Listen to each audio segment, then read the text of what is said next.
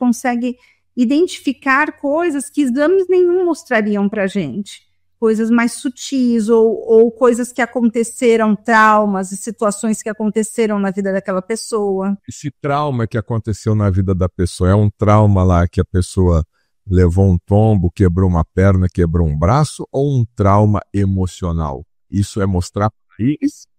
Emocional.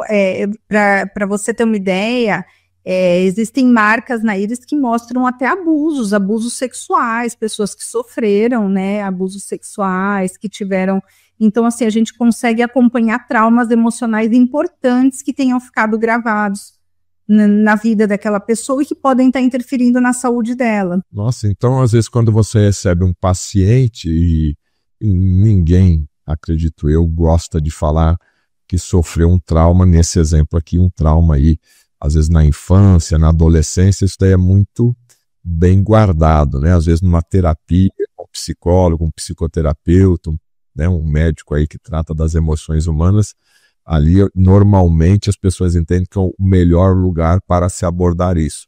Aí as pessoas vão te procurar, eu quero emagrecer, eu quero ter mais energia, você faz o exame na íris, e aí como que é esse momento onde você percebe que ela teve um trauma do ponto de vista emocional? E esse trauma pode estar fazendo com que ela fique mais obesa, ou pode estar fazendo com que ela sempre, sei lá, fique mais magra, né? Um exemplo bem comum aqui. Tem pessoas que não conseguem emagrecer, tem pessoas que não conseguem engordar. E como é que é essa abordagem ali? Tem que ter muita sensibilidade, né? Muita.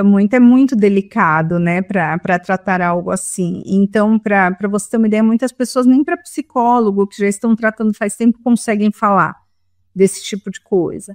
Então, você tem que ter muita sensibilidade, muita cautela, conversar com essa pessoa primeiramente, explicar para ela que aconteceu algum evento traumático quando ela tinha aproximadamente tal idade, né? Porque a gente consegue ter ali uma noção da idade que aconteceu.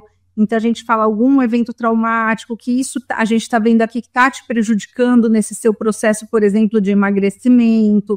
Muitas pessoas, depois de sofrerem um trauma nesse nível, por se sentirem extremamente inadequadas e até culpadas por aquilo que sofreram, elas têm a tendência a comer, por exemplo, compulsivamente e engordar para se manter fora do que é chamado um padrão, porque aí elas se sentem mais seguras, elas se protegem através disso, através da comida. Então, tudo isso a gente tem que ter a sensibilidade de entender e de conversar com ela, que você, sem precisar especificamente falar para ela que você viu que foi isso que aconteceu, né?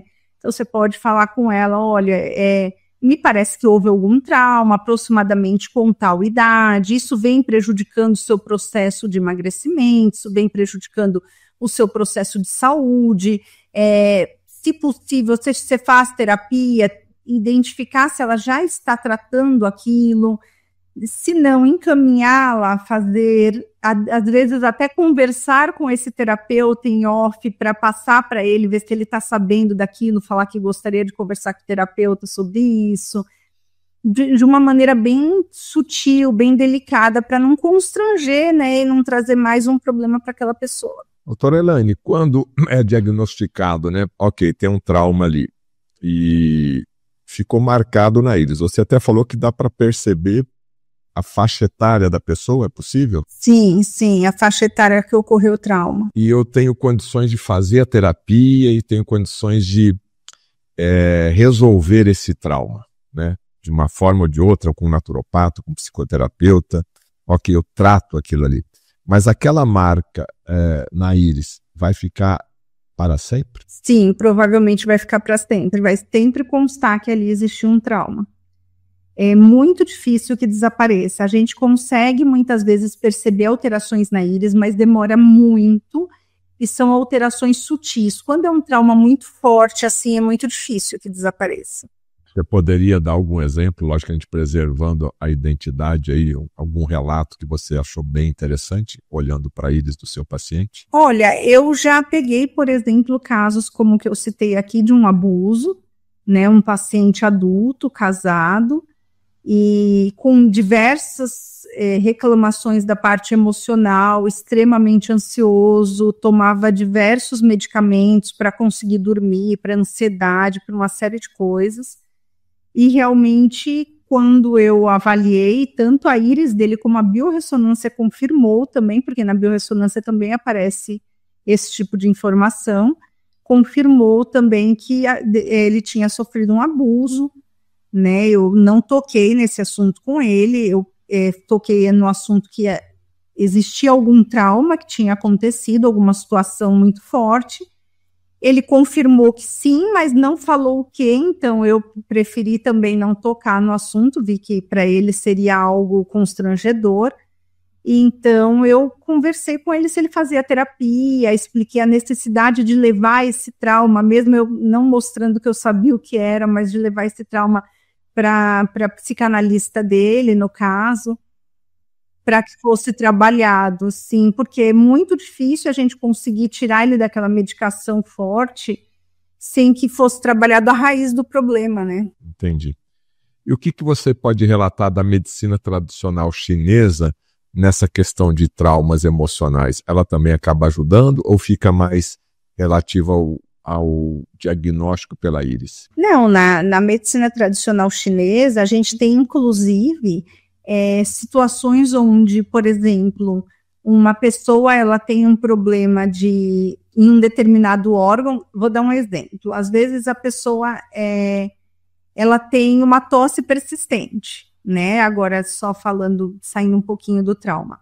E aí aquilo está interpretado dentro da MTC como um desequilíbrio, né, no elemento metal.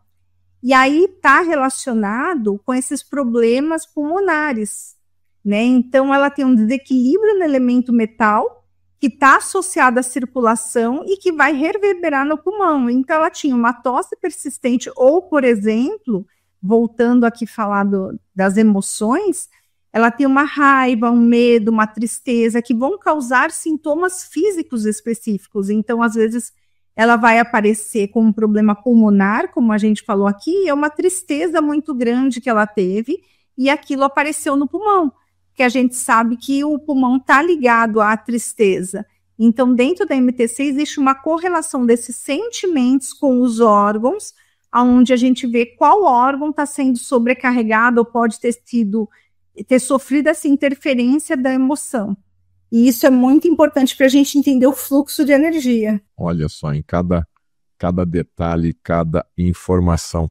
E às vezes na medicina e no tratamento convencional, a pessoa só vai ali dar um remedinho, vai dar um comprimido, ou vai fazer ali um protocolo, mas não vai estar tão preocupado em entender essa causa, né? E aí é que faz toda a diferença no tratamento, né? Faz toda a diferença. O fígado, por exemplo, é um órgão extremamente acometido, extremamente suscetível às emoções. Então, a gente vê muitas pessoas que passaram por situações na vida, e praticamente todo mundo passa, né? A vida tem momentos que não são fáceis, e a gente vê fígado fragilizado.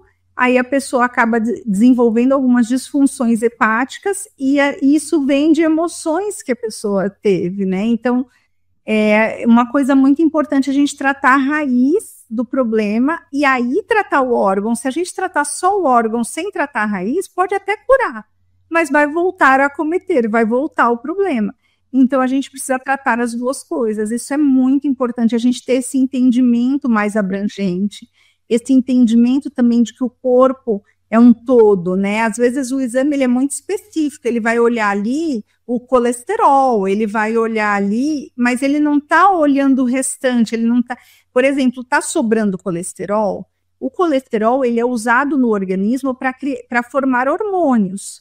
Geralmente, se o colesterol está sobrando, está faltando algum hormônio. Qual é esse hormônio que está em falta? Por que esse hormônio, por que não está sintetizando, não está formando hormônio com esse colesterol? Então, às vezes, só olha assim, não, o colesterol está alto, vou dar um remédio para baixar o colesterol. Então, você não resolve o problema. Por que aquele hormônio que está fazendo sobrar colesterol, porque não está sendo usado o colesterol para fabricar aquele hormônio, ela está com uma baixa hormonal. Aí ela fica com os hormônios completamente desequilibrados, um colesterol que foi abaixado forçosamente através de uma medicação, às vezes um efeito adverso, um efeito colateral de uma medicação, porque sempre uma química, algo sintético, vai ter alguma consequência dentro daquele organismo, e a gente acaba tendo uma cadeia, né, uma cascata de problemas que vão acontecendo e que a gente não resolveu lá o início, a causa, e vai deixando com que isso vá piorando, né?